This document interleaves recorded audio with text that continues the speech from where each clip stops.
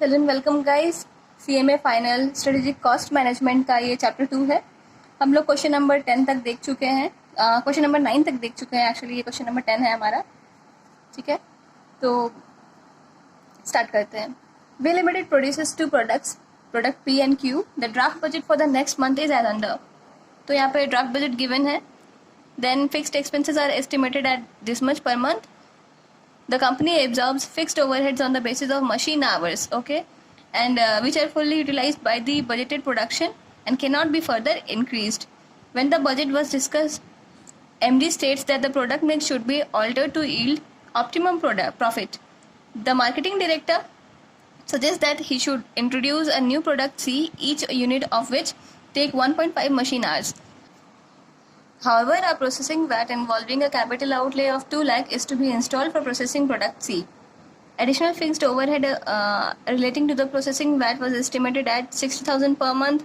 The variable cost or product C was estimated at 21 rupees per unit. We are required to calculate the profit as per draft budget for the next month. तो सबसे पहले जो draft budget हमारा given है, इसके accordingly ही एक profit statement बना लेते हैं। सबसे पहले सेलिंग प्राइस गिवन हमारा दो प्रोडक्ट है पी एंड क्यू, तो इसका सेलिंग प्राइस हमारा 25 एंड 50 है।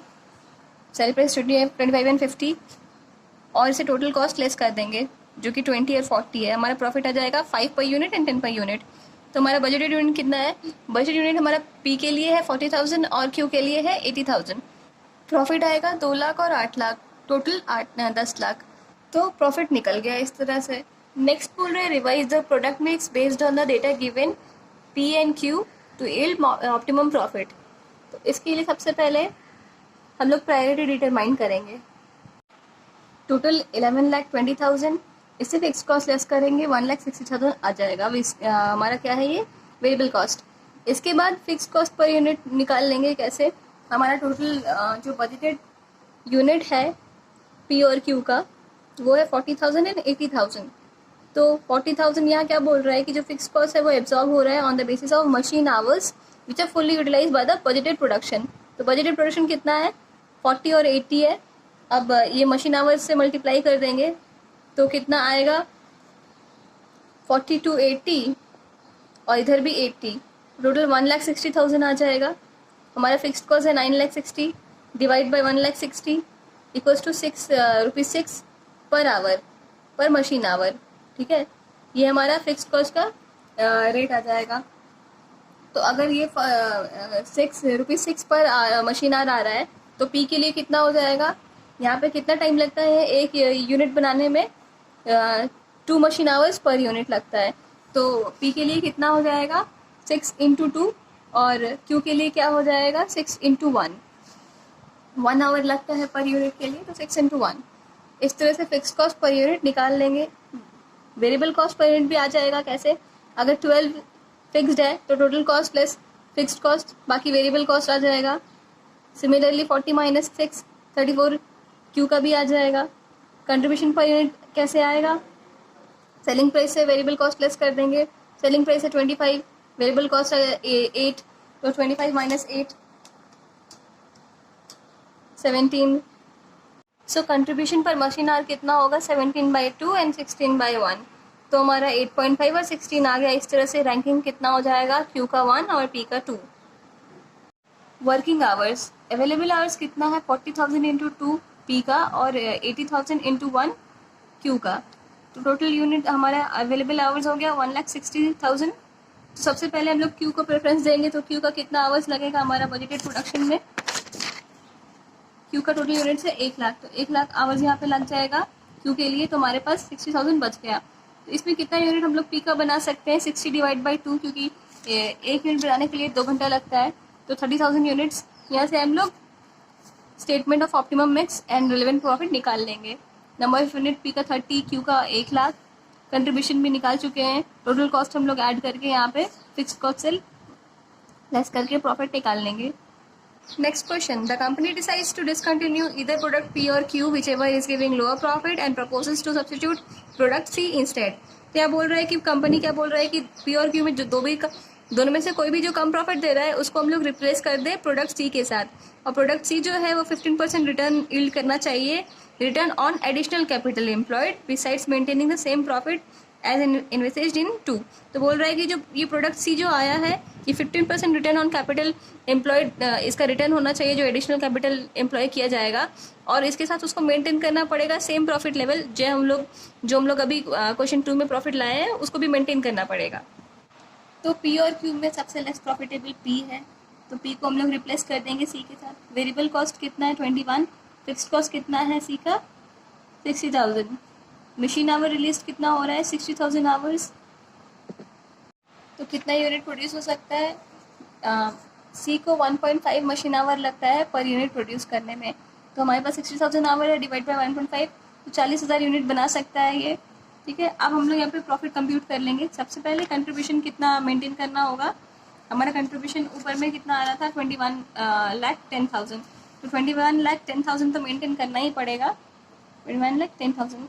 ठीक है, इसके साथ फिक्स कॉस्ट जो हमारा एडिशनल कितना था 60,000 का फिक्स कॉस्ट एडिशनल सी का है वो ऐड करेंगे, और रिटर्न ऑन कैपिटल कितना चाहिए था 2 लाख हमारा रिटर्न ऑन हमारा एडिशनल कैपिटल लग रहा था, इसका 15% तो 30,000 हमारा रिटर्न ऑन कैपिटल एम्प्लॉयड होना चाहिए। टोटल कितना आ रहा है 22 लाख, इससे हम लोग लेस कर लेंगे जो हमारा क्यू से रिकवर हो रहा है। क्यू से कितना हमारा आ रहा था 16 लाख, तो 16 लाख क्यू से आ रहा है, तो पी से कितना आना चाहिए 6 लाख, तो कंट्रीब्यूशन पर यूनिट कितना होगा 6 lakh. 6 lakh divide by 40,000 unit है, तो 6 lakh divide by 40,000 equals to 15 rupees, ये हमारा कंट्रीब्यूशन है। इसमें वेरिएबल कॉस्ट ऐड कर देंगे जो 21 है, तो हमारा सेलिंग प्राइस कितना आ जाएगा 36। Illustration 11. Household Equipment Limited is producing kitchen equipment from 5 components, 3 of which are made using general purpose machines and 2 by manual labor.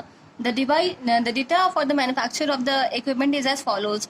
तो यहाँ बोल रहा है एक कंपनी है जो कि किचन प्रोडक्ट बनाती है जिसका एक इक्विपमेंट जो है वो 5 कंपोनेंट मिलाकर बनाता है, आउट ऑफ विच जो 3 है वो मशीन से बनता है और 2 कंपोनेंट जो है वो मैनुअल लेबर से बनता है। तो डेटा फॉर मैन्युफैक्चर यहाँ पर डेटा दिया हुआ है, machine hours required per unit, A के लिए 10, बी के लिए 14, सी के लिए 12, और डी और ई जो है ये 2 कंपोनेंट क्या है वो लेबर मैनुअल लेबर से बनता है, तो लेबर आर रिक्वायर्ड डी और ई के लिए कितना है 2 and 1 respectively. Variable cost per unit सबका दिया हुआ है, fixed cost per unit apportion किया हुआ है 5 के बीच, total component cost, assembly cost and selling price are also given. The marketing department of the company anticipates 50% increase in demand during the next period. तो marketing department जो है वो क्या anticipate कर रहा है कि अगला जो period है उसके लिए 50% का demand बढ़ने वाला है। General purpose machinery used to manufacture ABC is already working to the maximum capacity of 4,752 hours and there is no possibility of increasing this capacity during the next period. क्या बोल रहा है कि 50% demand तो बढ़ने वाला है, ये anticipate कर रहा है, लेकिन ए बी और सी जो है वो ऑलरेडी अपने मैक्सिमम कैपेसिटी पे जो मशीन है वो मैक्सिमम कैपेसिटी पर इन पर काम कर रहा है, तो यहाँ पे कोई पॉसिबिलिटी नहीं है कि मशीन का कैपेसिटी और बढ़ाया जा सके अगले पीरियड के लिए। But labour is available for making components D and E and also for assembly according to demand, लेकिन लेबर्स का यहाँ पे कोई कमी नहीं है, labours are available. So the management is considering the purchase of one of the components A B और C from the market to meet the increase in demand. These components are available in the following prices. तो क्या company क्या सोच रहा है कि A B C में से किसी एक को मार्केट से खरीद लिया जाए जिससे कि जो वहाँ पे अवेलेबिलिटी होगा तो वो दूसरे में मतलब मीट कर सकते हैं, जो इंक्रीज इन डिमांड हो रहा है उसके लिए वो यूटिलाइज कर सकते हैं वो मशीन आवर्स को। कंपोनेंट्स का प्राइस कितना है, A ₹80, B 160 and C 125। Now what is required, profit made by the company from current operations. तो ये बहुत ही ईजी है, हम लोग यहाँ पे प्रॉफिट स्टेटमेंट एक बना लेंगे। अगला क्वेश्चन बोलता है if the company buys any one of the components A B और C what is the extent of additional capacity that can be created. Assuming 50% increase in demand during the next period, which component should the company buy from the market? The increase in profit, if any, if the component suggested in C is purchased from the market. ये हमारा make और bye decision है। सबसे पहले हम लोग पहला question solve करेंगे, profit from the current operation. सबसे पहले सेलिंग प्राइस 600, उसमें वेरिएबल कॉस्ट ऐड कर देंगे 160 प्लस 40 जो असेंबलिंग का वेरिएबल कॉस्ट है, तो हमारा कंट्रीब्यूशन आ जाएगा 400। तो नंबर ऑफ यूनिट्स कितना प्रोड्यूस होगा हमारा टोटल जो हमारा ए बी सी है ये हमारा फुल कैपेसिटी पर मशीन इनको वर्क कर रही है, तो फुल कैपेसिटी पे कितना आवर्स यूज़ हो रहा है 4752। तो 4752 ये फुल कैपेसिटी के लिए है, divided by total machine hours per unit के लिए लग रहा है। Total hours divide by total machine our used for 1 unit, तो टोटल यूनिट्स निकल के आएगा 4752 डिवाइड बाई 36, 132 यूनिट्स प्रोड्यूस होगा। तो कंट्रीब्यूशन टोटल कितना हो जाएगा हमारा 132 यूनिट्स मल्टीप्लाइड बाई 400, उससे लेस कर देंगे फिक्स्ड कॉस्ट। हमारा फिक्स्ड कॉस्ट टोटल 41712 कैसे आ रहा है, फिक्स्ड कॉस्ट ए पोर्शन गिवन है 316 multiplied by number of units 132, तो फिक्स्ड कॉस्ट भी हमारा आ गया। इसके बाद लेस करके हम लोग प्रॉफिट निकाल लेंगे। अगला क्वेश्चन, अगर कंपनी ए बी सी में से किसी एक को बाय करती है तो कितना एक्सटेंट तक एडिशनल कैपेसिटी क्रिएट कर पाएगी। इसको सॉल्व करने के लिए 3 केस करेंगे। पहला केस क्या है, अगर ए खरीदते हैं, केस बी में अगर हम लोग बी खरीद रहे हैं और केस सी अगर हम लोग सी खरीद रहे हैं, तो ए खरीदने पे हमारे पास कितना यूनिट्स हम लोग मैन्युफैक्चर कर पाएंगे, टोटल आवर जो मशीन में हमारा फुल कैपेसिटी पे था, डिवाइड बाय अगर ए खरीद रहे हैं तो बी और सी का हमारा आवर्स लगेगा, बी का 14 और सी का 12, तो 14 और 12 आवर्स लग रहा है इसमें, दोनों बी और सी में 26, तो हमारा टोटल यूनिट कितना प्रोड्यूस हो पाएगा वैसे 182.76 यूनिट्स। तो इंक्रीज इन कैपेसिटी कितना होगा, ये हमारा इसका फॉर्मूला होता है new minus old divided by old into 100। तो न्यू यूनिट्स कितना हो रहा है इतना, और ओल्ड हमारा 132 है, तो हमारा कितना इंक्रीज इन कैपेसिटी होगा 38.46%। बी खरीदते हैं तो फिर सेम जो हमारा टोटल फुल कैपेसिटी पे आवर्स लग रहा था वो डिवाइडेड बाय अगर हम लोग बी खरीद रहे हैं तो ए और सी का हमारा लगेगा आवर्स 10 + 12, तो पर यूनिट हमारा 22 आवर्स पर यूनिट लग रहा है, तो टोटल यूनिट हमारा प्रोड्यूस होगा 216। तो इंक्रीज इन कैपेसिटी हमारा आ जाएगा 63.64%। सी खरीदते हैं तो हमारा टोटल आवर्स जो है डिवाइड बाय ए और बी में 10 + 14 24 आवर्स पर यूनिट लग रहा है, तो टोटल यूनिट हमारा 198 प्रोड्यूस हो पाएगा। तो इंक्रीज इन कैपेसिटी कितना हो जाएगा सी के केस में 50%।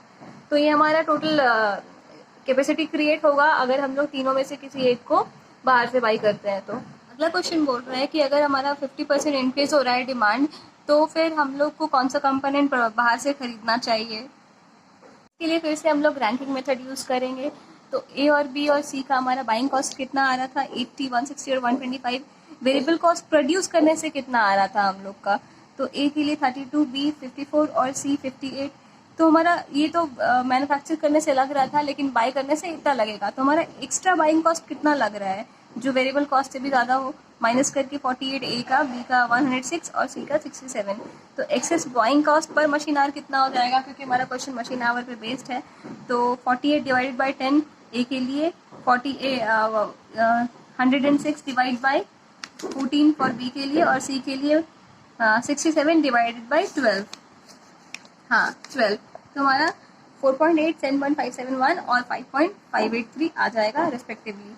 इस केस में हमारा ए का सबसे लेस बाइंग कॉस्ट लग रहा है, तो सही रहेगा कि हम लोग ए मार्केट से खरीदें, क्योंकि इसमें बाइंग कॉस्ट पर मशीन आवर जो है वो ए का लेस है।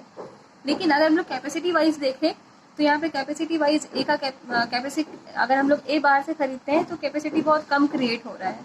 तो आंसर क्या है, A is cheaper to buy but the increase in capacity will not be sufficient. तो कैपेसिटी जो इंक्रीज हो रहा है ए बाहर खरीदने से वो सफिशिएंट नहीं है एक्सपेक्टेड डिमांड को मीट करने के लिए।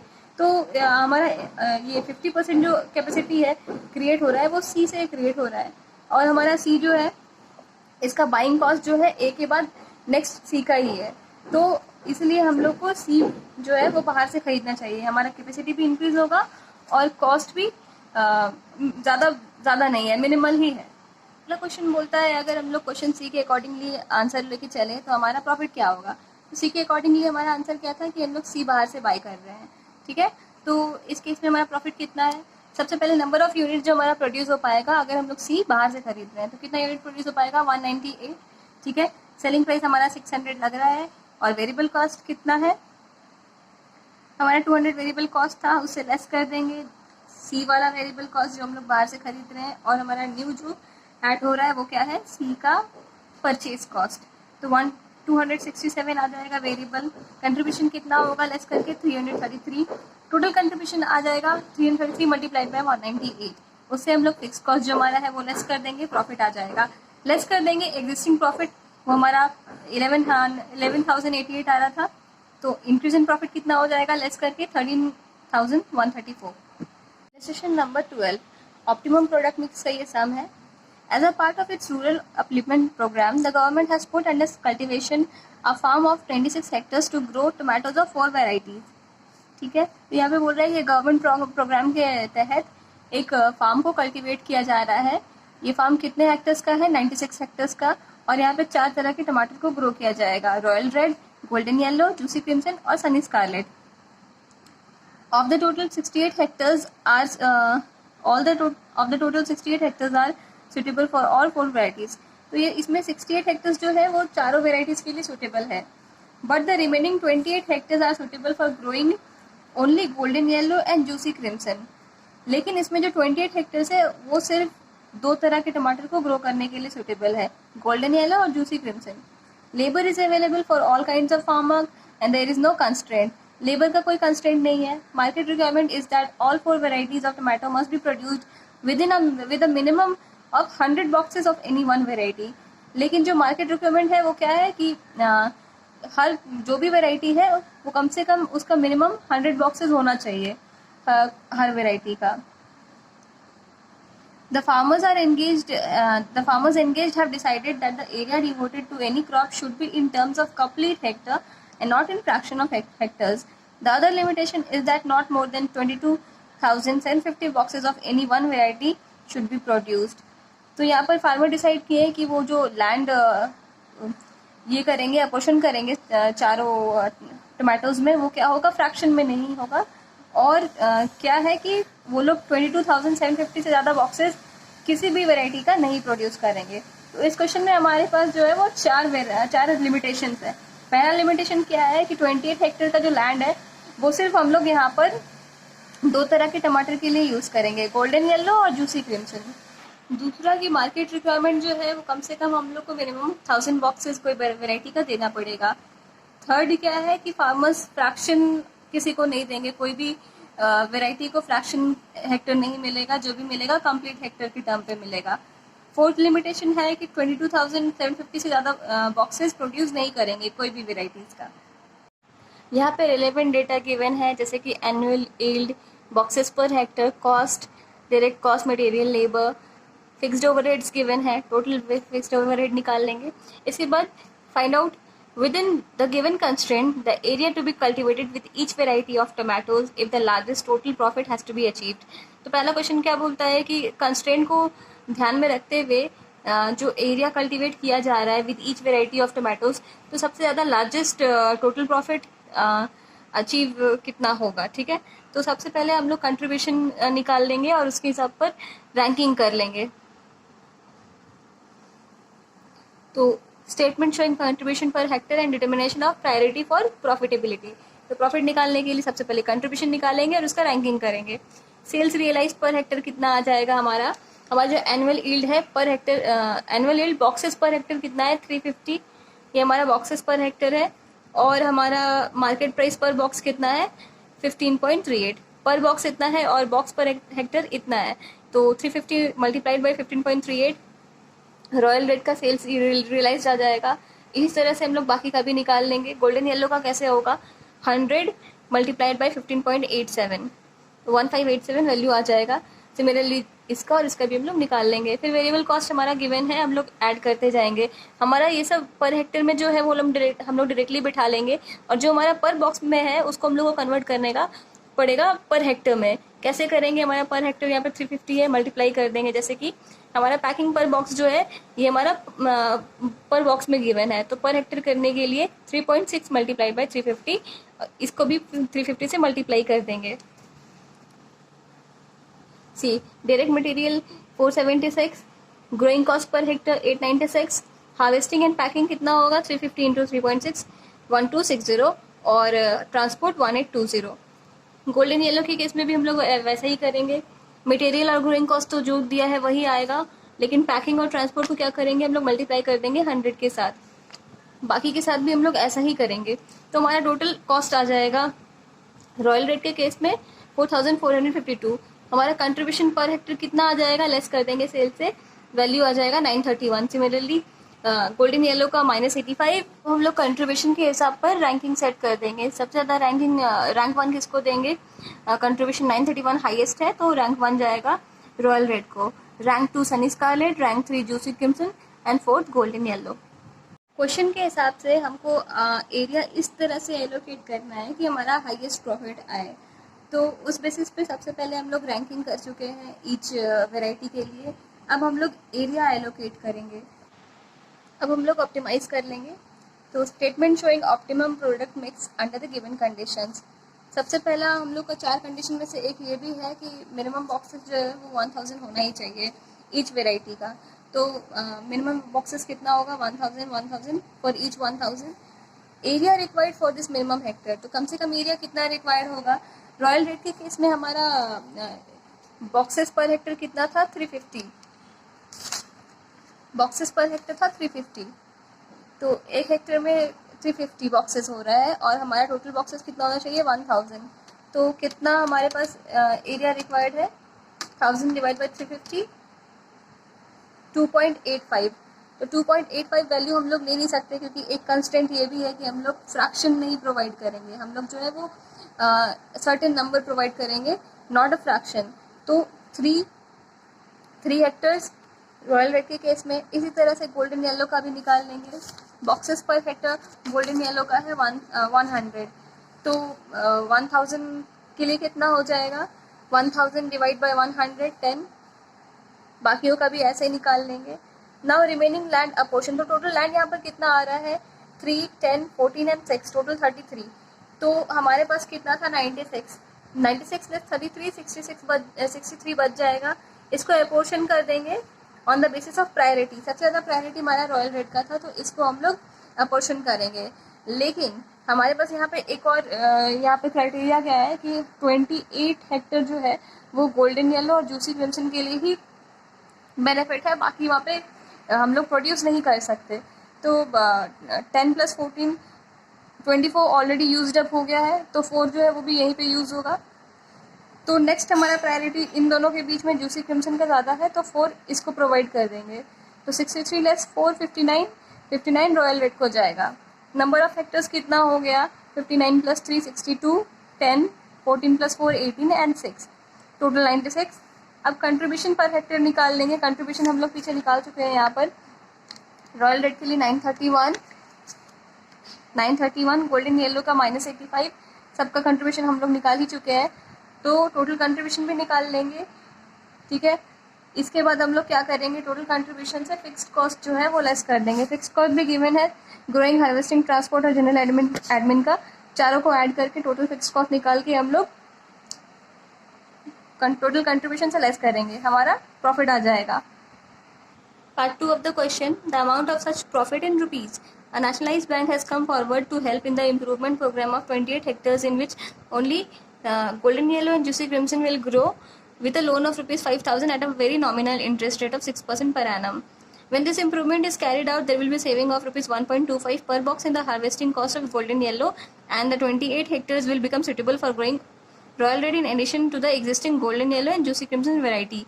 Assuming that other constant continue, find the maximum total profit that would be achieved when the improvement program is carried out.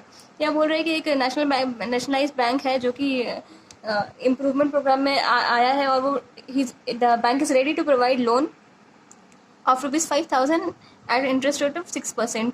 तो इस इम्प्रूवमेंट प्रोग्राम में क्या होगा? वो जो लैंड था जिसमें हम लोग सिर्फ गोल्डन येलो और जूसी क्रिम्सन ही ग्रो कर पा रहे थे, उसमें इस प्रोग्राम के बाद रॉयल रेड भी ग्रो कर पाएंगे। और इस इम्प्रूवमेंट से क्या होगा कि एक सेविंग भी होगा in the harvesting cost of golden yellow. Rupees 1.25 का पर बॉक्स का सेविंग होगा ऑफ गोल्डन येलो। तो हार्वेस्टिंग कॉस्ट कितना था? 3.28 से हम लोग लेस कर देंगे 1.25, हमारा 2.03 का हमारा यहाँ पे कॉस्ट आ जाएगा। अगर हम लोग 1.25 का हमारा यहाँ पे कॉस्ट सेव हो रहा है तो सिंपल सा बात है, अगर ये हमारा 1.25 यहाँ पे कॉस्ट सेव हो रहा है तो ये हमारा कंट्रीब्यूशन में ऐड हो जाएगा, क्योंकि हमारा ये सेविंग्स हो रहा है एक तरह। हम लोग फिर से ऑप्टिमम प्रोडक्ट मिक्स का यहाँ पे स्टेटमेंट प्रिपेयर कर लेंगे आफ्टर द इम्प्रूवमेंट प्रोग्राम। तो एरिया मिनिमम एरिया रिक्वायर्ड तो पहले भी निकाल चुके हैं, वही यहाँ पे इनपुट कर देंगे। रिमेनिंग जो है वो अबॉर्शन कर देंगे on the basis of given, जो डेटा गिवन है प्रायोरिटी के बेसिस पे। नंबर 1 रॉयल रेड है तो इसको हम लोग प्रायोरिटी सेटअप करके देंगे। यहाँ पे एक और कंस्ट्रेंट था कि हम लोग 22,750 बॉक्सेस से ज़्यादा प्रोड्यूस नहीं कर सकते, तो 22,750 डिवाइडेड बाई 350 जो हमारा रॉयल रेड का बॉक्सेस पर हेक्टर था डिवाइड कर देंगे, तो हमारे पास रॉयल रेड का मैक्सिमम यूनिट आ जाएगा 62। तो हम लोग 62 हेक्टर से ज़्यादा इसको नहीं दे सकते हैं, तो हमारे पास 33 यूज़ होने के बाद 63 बच गया था, उसमें से 62 हम लोग रॉयल रेड को दे देंगे प्रायोरिटी के बेसिस पे। उसके बाद सनी स्कारलेट की बारी है, तो बचा हुआ जो हेक्टर है वो सनी स्कारलेट को दे देंगे। हमारा टोटल नंबर ऑफ हेक्टर्स आ जाएगा। कंट्रीब्यूशन निकाल चुके थे, यहाँ कंट्रीब्यूशन गोल्डन येलो का एक चेंज आएगा क्योंकि इम्प्रूवमेंट प्रोग्राम के बाद 1.25 यूनिट का इसका कॉस्ट सेविंग हो रहा था, तो कंट्रीब्यूशन बढ़ जाएगा। 1.25 कॉस्ट सेविंग हो रहा था और इसका annual yield boxes per hectare कितना, एनुअल यील्ड बॉक्सेस जो हमारा आ रहा था गोल्डन येलो के लिए वो 100 था, तो 125 का हमारा ये इसका सेविंग है या फिर कंट्रीब्यूशन मान सकते हैं। तो पहले था -85, तो अभी है 125 माइनस 85, तो इसका कंट्रीब्यूशन आ जाएगा 40। टोटल कंट्रीब्यूशन कितना आ जाएगा, contribution multiplied by number of hectares, तो टोटल कंट्रीब्यूशन आ गया। हमारा फिक्स कॉस्ट था ही, इसमें ऐड कर देंगे जो इंटरेस्ट अमाउंट है 5000 पे 6% के रेट पे, उसको ऐड कर देंगे तो हमारा टोटल प्रॉफिट आ जाएगा कंट्रीब्यूशन माइनस फिक्स्ड कॉस्ट।